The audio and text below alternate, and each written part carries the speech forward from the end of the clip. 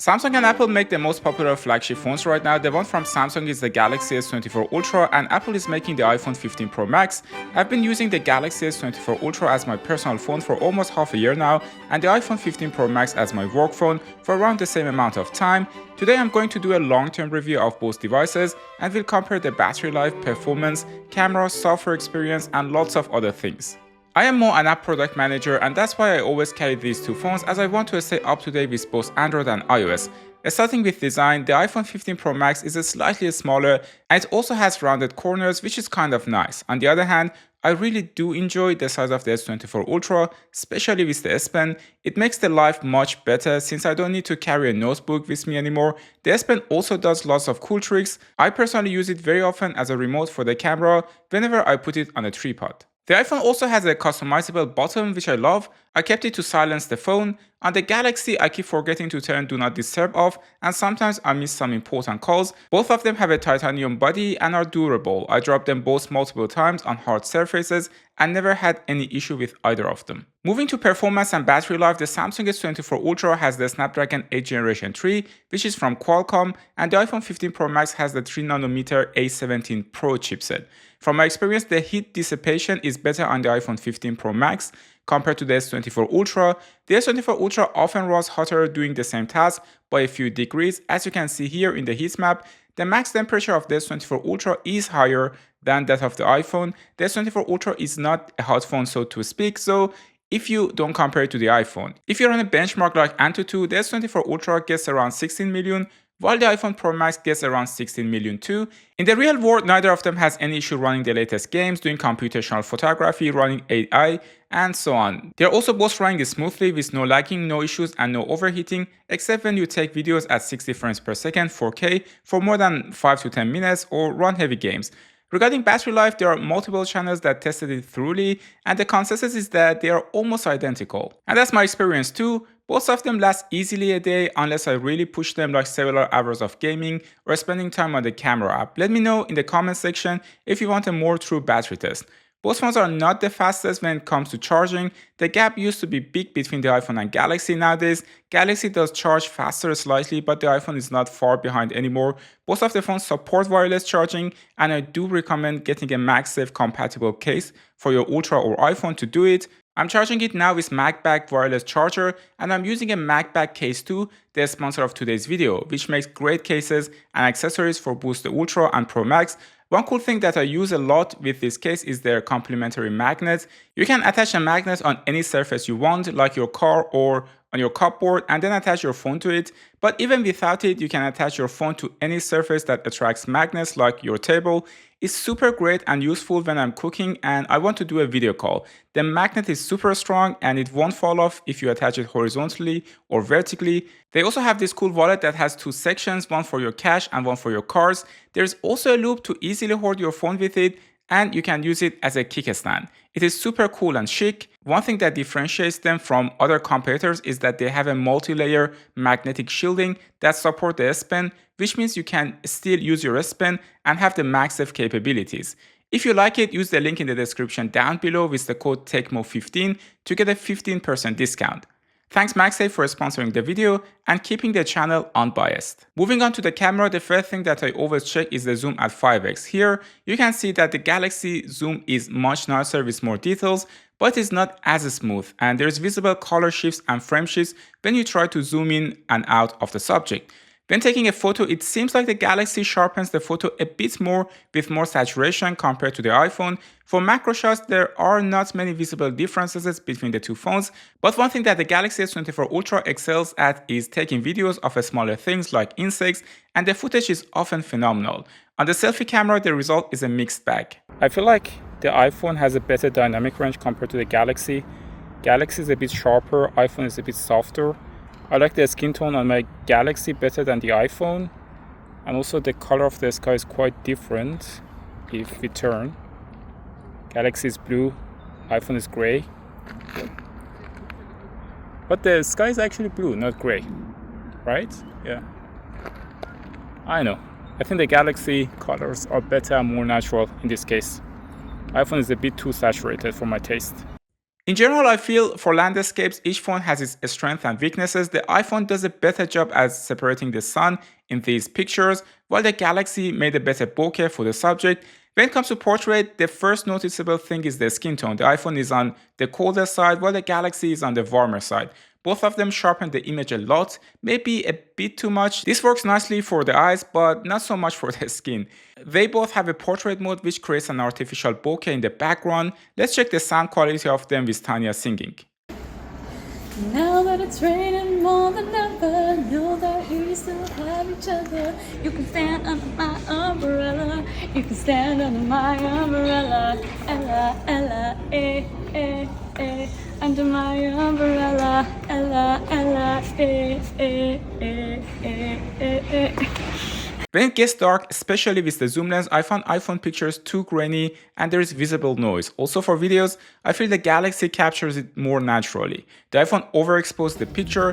For reference, this video was taken at midnight and it was not as bright as the iPhone is showing it.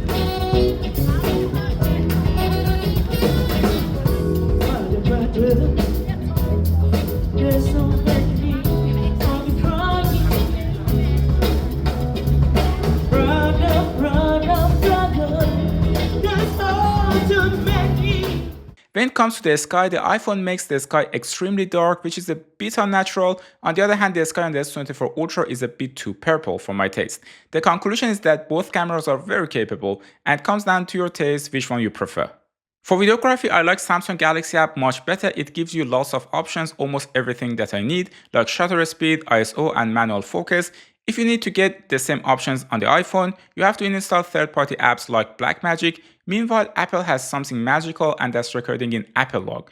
To keep it short, recording in Log gives you a lot more information and flexibility in color grading and makes the footage much better looking in post. I think Samsung is going to introduce it next year, or at least I hope. Moving on to display, one thing I keep noticing is that the iPhone is often brighter than the S24 Ultra. This is especially visible when I go outside, and I know I'm gonna get a lot of hate in the comment section, but the screen on the iPhone is just better.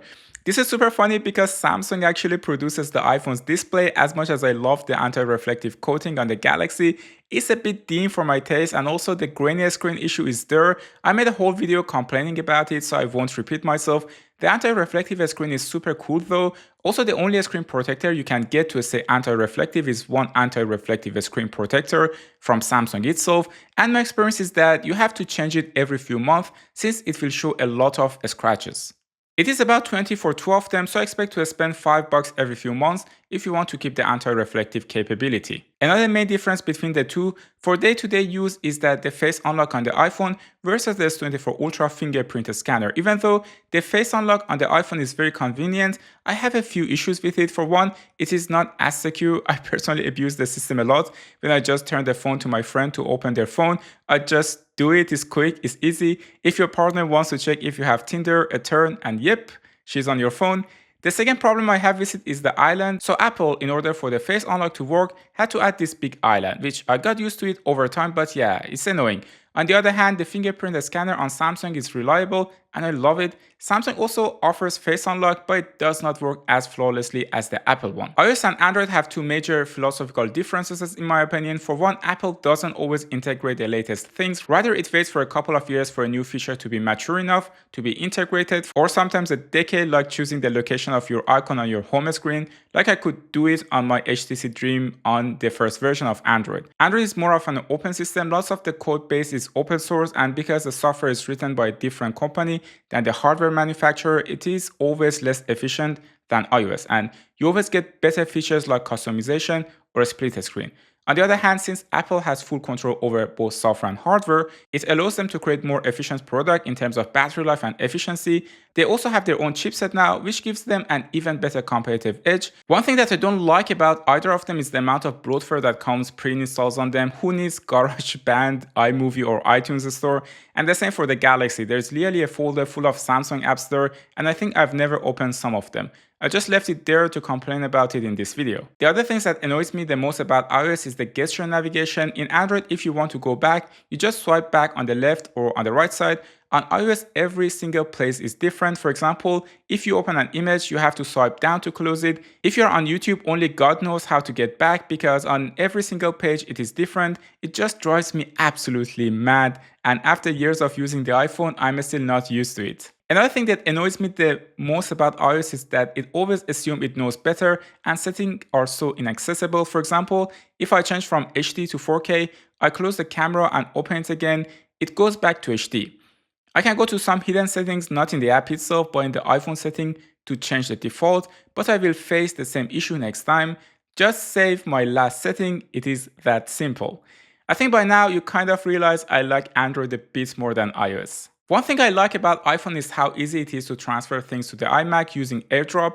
For Android phones, if I want to transfer my pictures, I often have to upload them to Google Cloud and then download them, which is an extra step. On the other hand, what Android does is provide a proper file system so I can simply plug my phone into Windows and transfer the files. This is, by the way, another reason I'm not a big fan of iOS, the need for a proper file system. I know everyone talks about the Apple ecosystem, but for me it is more a monopoly than an ecosystem. Yes, the integration between products work better, but I'd rather have the flexibility I get from using multiple systems rather than just one. So at the end of the day, which one would I pick? I think you can't go wrong with either of them, and I like both of them in their own way. If you are locked into the Apple ecosystem already, it makes sense to buy an iPhone. If not, and you are a Windows or Android user, I would say in the Android and Google ecosystem. If I had to give up one, I would give up the iPhone. I'm just not a big fan of restrictions on iOS, and I also love to experiment with Android, like the program that I recently wrote to analyze the battery temperature that I use in my videos often. I am a bit biased though, even though I really still have the first iPhone and the first Android phones in my drawer, and I have been using both of them for more than a decade. I started my career as a Java and Android developer, and it always has a special place in my heart. If you liked this video, I made a comparison of the camera of the iPhone 15 versus Galaxy S24, which is popping up on the screen right now. Thanks for tuning into Tecmo, and I will see you in the next one.